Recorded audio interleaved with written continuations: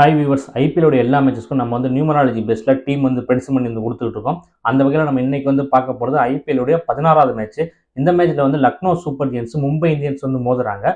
April 4ஆம் தேதி வெள்ளிக்கிழமை நைட் 7:30 மணிக்கு பார்த்தீங்கன்னா இந்த மேட்ச் ஸ்டார்ட் ஆகுது. இந்த மேட்ச்சில் யாரெல்லாம் எப்படி பெர்ஃபார்ம் பண்ணாங்க, யார் அதிக ரன்ஸ் அடிப்பாங்க, யார் அதிக விக்கெட்ஸ் எடுக்க வாய்ப்பு இருக்குது, யாரெல்லாம் ட்ரீம் டீம் வர சான்ஸ் இருக்குது, யாரை கேப்டன் வைஸ் கேப்டன் போடலான்னு ஒரு ஃபுல் மேட்ச் ப்ரெடிக்ஷன் இந்த வீடியோவில் பார்க்கலாம்.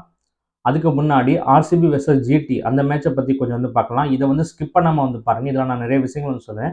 அது எல்லாமே பார்த்தீங்கன்னா உங்களுக்கு யூஸ்ஃபுல்லாக தான் இருக்கும். நீங்கள் நல்லா புரிஞ்சுக்கிறத வச்சு தான் பார்த்தீங்கன்னா நீங்கள் ஒரு நல்ல டீம் போட்டு வின் பண்ண முடியும். ஸோ ஸ்கிப் பண்ணாமல் பாருங்கள். இப்போ ஆர்சிபி வெர்சஸ் ஜிடி மேட்ச்சில் வீடியோவில் என்ன சொல்லியிருப்பேன்னா, ஆர்சிபி பவுலர்ஸ் எல்லாருக்குமே நல்லா இருக்குன்னு தான் சொல்லியிருப்பேன். ஆனால் நான் டெலிகிராம் சேனலில் டாஸ் போட்டதுக்கப்புறம் நான் கொடுத்த டீமில் கொடுத்த பிளேயர்ஸில் ஆர்சிபி பார்க்க பவுலர்ஸே கொடுத்துருக்க மாட்டேன். ஏஸ்ல அவுட் மட்டும்தான் பார்த்தீங்கன்னா கொடுத்துருப்பேன். அதே மாதிரி வீடியோவில் பார்த்தீங்கன்னா ஜிடி பிளேயர்ஸ் அதிகமாக சொல்லியிருக்க மாட்டேன். ட்ரீம் டீமில் கூட ஒரு 3 பேரை நம்ம தான் சொல்லியிருப்பேன். ஆனால் டாஸ் போட்டதுக்கப்புறம் டெலிகிராம் சேனலில் பார்த்தீங்கன்னா ஜிடி பிளேயர்ஸ் தான் பார்த்தீங்கன்னா அதிகமாக கொடுத்துருப்பேன். அந்த வீடியோவில் அடிக்கடி சொல்லியிருப்பேன், ஃபர்ஸ்ட் பேட்டிங்காக செகண்ட் பேட்டிங் யாரை பொறுத்து இது மாறும் அப்படின்னு.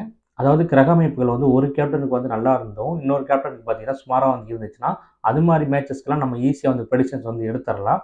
அதுக்கு எப்படி ஃபர்ஸ்ட் பேட்டிங்கோ செகண்ட் பேட்டிங்கோ பிரித்து போடுங்கலாம் கிடையாது. அதுவே 2 டீம் கேப்டனுக்குமே சரியாக இல்லைனா 2 டீம் கேப்டனுக்குமே சுமாராக தான் இருக்குது. இந்த மாதிரி இருக்கும் பட்சத்தில் அதே நேரம் 2 டீம் கேப்டனுக்குமே சமபலமாக இருக்கும் பட்சத்துலையும் அங்கே டாஸ் தான் பார்த்தீங்கன்னா முக்கியமான ரோல் ப்ளே பண்ணும். ஸோ அப்படி ஒரு மேட்ச் தான் பார்த்தீங்கன்னா இந்த ஆர்சிபி வெர்சஸ் ஜிடி மேட்ச். இந்த மேட்ச்சில் 2 கேப்டனுக்கையும் பார்த்தீங்கன்னா பெருசாக நல்லா இல்லை. நான் வீடியோவில் சொல்லியிருந்திருப்பேன், சுமன் கில் இதுக்கு முன்னாடி கொடுத்த பர்ஃபார்மன்ஸ் மாதிரி கொடுக்க மாட்டார், வந்தோடனே பார்த்தீங்கன்னா அவுட் ஆகிற மாதிரி தான் இருக்கணும்னு சொல்லியிருப்பேன். ஏன்னா அவருக்கு அன்றைக்கி ஆகாத நாள். அதே மாதிரி தான் பார்த்தீங்கன்னா ரஜத் பட்டிதருக்கும் பெருசாக பார்த்தீங்கன்னா பாசிட்டிவாக இல்லை. இருந்தாலும் பார்த்தீங்கன்னா சுமன் கில் ஒப்புறப்ப ரஜத் பட்டிதருக்கு கொஞ்சம் நல்லா இருந்துச்சு. அப்படிங்கிறதுனால நான் ஃபர்ஸ்ட் வீடியோவில் ஆர்சிபிக்கு ஃபேவராக சொல்லியிருப்பேன். அதே பார்த்தீங்கன்னா டாஸ் போட்டதுக்கு அப்புறம் டெலிகிராமில் ஜிடிக்கு ஃபேவர் தான் டீம் கொடுத்துருப்பேன். ஆர்சிபியில் பார்த்தீங்கன்னா வெறும் 4 பேர் தான் கொடுத்துருந்தேன். ஸோ இது எதுக்கு சொல்ல வரேன்னா, இதுக்கு தான் நான் எப்பயுமே வீடியோ பார்த்தீங்கன்னா வீடியோ பார்த்துட்டு மட்டும் போகாதீங்க, டெலிகிராம் சேனலையும் டாஸ் போட்டதுக்கப்புறம் பாருங்கன்னு சொல்லுவேன். ஸோ எல்லா மேட்சஸ்லையும் இப்படி இருக்காது. ஒரு சில மேட்சஸ்க்கு மட்டும் இந்த டாஸை பொறுத்து டீம் அப்படியே மாறும். அதாவது ஃபர்ஸ்ட் பேட்டிங்கில் ஒரு சில பேர் பெர்ஃபார்ம் பண்ணுவாங்க, அதே செகண்ட் பேட்டிங்னா வேற ஒரு சில பேர் பெர்ஃபார்ம் பண்ணுவாங்க. இந்த மாதிரி அப்படியே பார்த்தீங்கன்னா சேஞ்ச் ஆகும். இப்போ டாஸ் போட்டதுக்கப்புறம் டெலிகிராம் சேனலில் நான் யாரை கொடுத்துருந்தேன்னா ஜிடி டீமில் சாய் சுதர்சன், பட்லர், ரூதர்ஃபோர்டு, ரஷீத் கான், சாய் கிஷோர், பிரசித் கிருஷ்ணா இவங்கெல்லாம் கொடுத்துருந்தேன். இதில் ரஷீத் கானை தவிர மித்த எல்லாருமே பார்த்தீங்கன்னா ட்ரீம் டீம் வந்துட்டாங்க. மித்த எல்லாரையும் பார்த்தீங்கன்னா சரியான பாயிண்ட் எடுத்துட்டாங்க.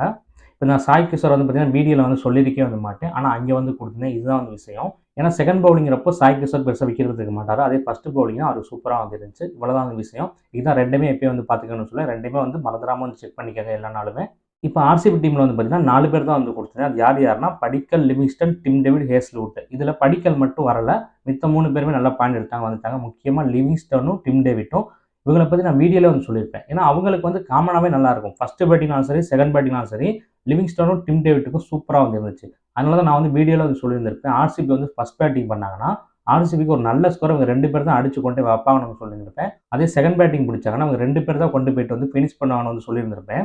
இந்த மேட்ச்ல ஆர்சிபி செகண்ட் பேட்டிங் பிடிச்சிருந்தா ஆர்சிபி தான் கன்ஃபார்ம் வின் பண்ணியிருக்கும். செகண்ட் பேட்டிங் டீம் தான் வின்னிங் சான்ஸ். இருந்தாலும் இந்த ரஜத் பட்டிதருக்கு ஓரளவுக்கு நல்லா இருந்தனால நம்ம டாஸ் ஆர்சிபி டீமுக்கு ஃபேவராக விழுகணும்னு நினைச்சோம். அதுபடி தான் நம்ம வீடியோவில் படிச்சு சொல்லியிருக்கோம். ஆனால் பார்த்தீங்கன்னா டாஸ் ஜிடிக்கு வந்துச்சு. ஸோ அப்படியே அது மாறிடுச்சு. ஸோ டெலிகிராம் சேனலில் இங்கே சொன்னதை அப்படியே மாற்றி கொடுத்துட்டோம். ஏன்னா நமக்கு தெரியும் ஃபர்ஸ்ட் பேட்டிங் பிடிக்கிற டீமும் வரிசையாக விக்கெட் விழுந்துருமே. நான் டெலிகிராம் சேனலில் கூட இது போட்டிருப்பேன்.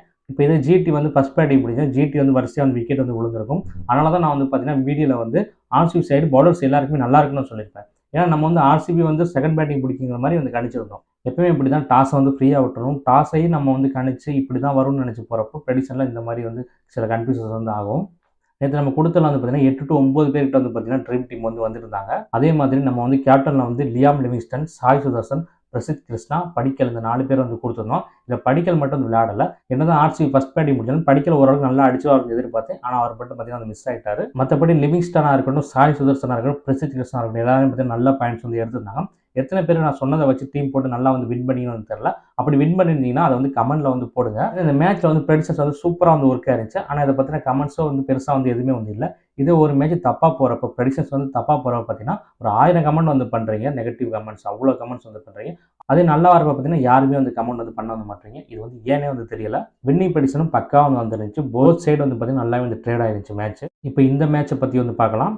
எல்எஸ்டி வெர்சஸ் மும்பை ஏப்ரல் 4 பார்த்தோம்னா 4-8 காம்பினேஷன். அதாவது ராகு சனி சேர்ந்த காம்பினேஷன். அதுபடி நம்ம ப்ரெடிக்ஷன்ஸ் வந்து பார்க்கல. ஃபஸ்ட்டு எல்எஸ்ஜி டீமில் வந்து பார்த்தோம்னா மிச்சல் மார்ஸ் ஓரளவுக்கு நல்ல பெர்ஃபார்மன்ஸ் கொடுக்கறதுக்கான வாய்ப்பு வந்து இருக்குது. அடுத்து ஏடன் மார்க்ரம் அவரும் பார்த்தீங்கன்னா ஒரு 25 ரன்ஸ் கிட்ட ஆடுறதுக்கான வாய்ப்பு வந்திருக்கு. போன மேட்ச் எப்படி ஒரு ரன்ஸ் வந்து அடிச்சார், ஒரு 28 ரன்ஸ் அடிச்சார்னு நினைக்கிறேன். அதே மாதிரி இந்த மேட்ச் ஒரு பெர்ஃபார்மன்ஸ் கொடுக்கறதுக்கான சான்ஸ் வந்திருக்கு. அடுத்து நிக்கோலஸ் புரன் ஒரு 30+ ரன்ஸ் அடிக்கிறதுக்கான சான்ஸ் வந்திருக்கு. இந்த மேட்சும் அவர் வந்து நல்லா வந்து விளாண்டுருவார். அடுத்து ரிஷப் பண்ட் ஆயுஷ் பதனிக்கெல்லாம் சுமாராக வந்து இருக்கும். அடுத்து டேவிட் மில்லர் வந்து போன மேட்ச் அதுக்கு போன மேட்ச் வந்து சொல்லியிருந்தேன். அதுக்கு மேட்ச் எவ்வளோ ரன்ஸ் அடிச்சாரோ அதே மாதிரி ஒரு பெர்ஃபார்மன்ஸ் தான் கொடுக்க வாய்ப்பு இருக்குன்னு. போன மேட்ச் பார்த்தீங்கன்னா அதே மாதிரி வந்து அடிச்சார். இந்த மேட்ச் பார்த்தீங்கன்னா அதே மாதிரி விளாட்றதுக்கான வாய்ப்பு தான் வந்து இருக்குது. அடுத்து அப்துல் சமாத் அவர் வந்து ஒரு 20 ரன்ஸ் அடிக்கிறதுக்கான சான்ஸ் வந்து இருக்குது.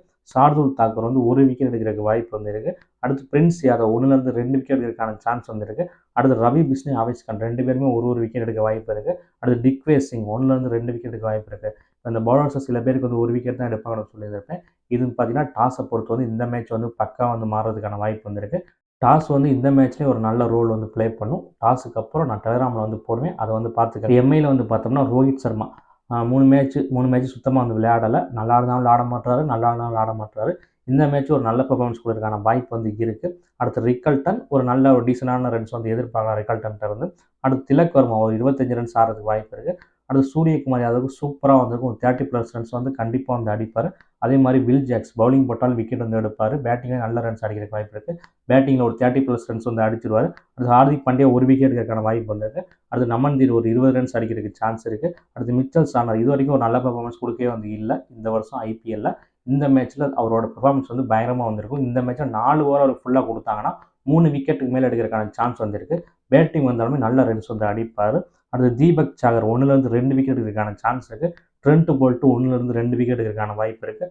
அஸ்வினி குமார், விக்னேஷ் புத்தூர் ஒரு விக்கெட் எடுக்கிறதுக்கான சான்ஸ் இருக்குது. இப்போ நான் சொல்லியிருக்க ப்ரெடிக்ஷன் ஒரு பொதுவான ப்ரெடிக்ஷன் தான். ஃபஸ்ட் பேட்டிங்காக செகண்ட் பேட்டிங்காகிற பொறுத்து இது வந்து மாறும். அதை வந்து நான் டெலகிராம் சேனலில் வந்து அப்டேட் வந்து பண்ணுவேன். ஸோ இன்னும் டெலகிராம் சேனல் யாரும் ஜாயின் பண்ண முடிஞ்சுன்னா டிஸ்கிரிப்ஷனில் வந்து லிங்க் இருக்குது, அதில் போய்ட்டு வந்து ஜாயின் பண்ணிக்கோங்க. நெக்ஸ்ட் யாரெல்லாம் வந்து ட்ரீம் டீம் வரதுக்கு சான்ஸ் இருக்குன்னு வந்து பார்க்கலாம். அதுபடி பார்க்கையில Mitchell Marsh, Aiden Markram, Nicholas Pooran, Prince Yadav, Digvesh Singh, Rohit Sharma, Suryakumar Yadav, Will Jacks, Mitchell Santner, Trent Boult, Deepak Chahar இவங்கெல்லாம் பார்த்தீங்கன்னா ட்ரீம் டீம் வர்றதுக்கு ஒரு பாசிபிலிட்டி இருக்கக்கூடிய பிளேயர்ஸ். நெக்ஸ்ட் யாரை வந்து கேப்டன் அண்ட் வைஸ் கேப்டன் போடலாம் அப்படின்னு வந்து பார்த்தோம்னா Suryakumar Yadav, Will Jacks, Mitchell Santner இவங்க 3 பேரும் கேப்டன் அண்ட் வைஸ் கேப்டனாக போட்டு சொன்னதெல்லாம் வச்சு ஒரு டீம் வந்து ஃபார்ம் பண்ணி வந்து போட்டிங்கன்னா ஒரு நல்ல ப்ரைஸ் வந்து வின் பண்ணலாம் நீங்கள்.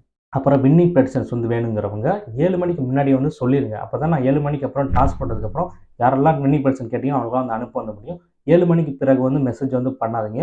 ஏன்னா 7 மணிக்கு அப்புறம் அவ்வளோ ஒர்க் வந்து இருக்கும். டாஸ் போட்டதுக்கப்புறம் வின்னிங் ப்ரெடிக்ஷன்ஸ் வந்து கொடுக்கணும். அதுக்கு புதுசாக வந்திருக்கக்கூடிய பிளேயர்ஸ் அந்த வின்னிங் ப்ரெடிக்ஷன்ஸ் பாதிப்பாங்களா, இல்லை இம்பாக்டில் யாரை வந்து வச்சிருக்காங்க, அந்த இம்பாக்டில் அந்த பிளேயர் யாரை வந்து கொண்டுட்டு வராங்க, அவங்க இந்த வின்னிங் ரிசல்ட்டை பாதிப்பாங்களா, இவ்வளோ வந்து பார்க்க வேண்டியது இருக்கும். இதெல்லாம் போதாதுன்னு அந்த ட்ரீம் டீம் பிளேயர்ஸ் அந்த 11 பேர் அது வேறு கொடுக்கணும். அது இல்லாமல் கேப்டன் வைஸ் கேப்டன் வேறு கொடுக்கணும். இந்த ஒர்க்லாம் நான் அந்த 15 to 20 நிமிஷத்துக்குள்ள பண்ணி வந்து போடணும். ஸோ இதுக்கடையில் 7 மணிக்கு அப்புறம் வர மெசேஜெல்லாம் நான் வந்து பார்க்கவே வந்து மாட்டேன். ஸோ அதனால் 7 மணிக்கு முன்னாடியே வந்து மெசேஜ் பண்ணிடுங்க. காலிலேருந்து டைம் இருக்குது. ஆனால் எல்லாரும் அந்த 7 மணிக்கு அப்புறம் தான் வந்து கேட்குறீங்க. 7 மணிக்கு அப்புறம் வந்து யாருமே வந்து வராதீங்க. நான் மெசேஜ் வந்து பார்க்க வந்து மாட்டேன்.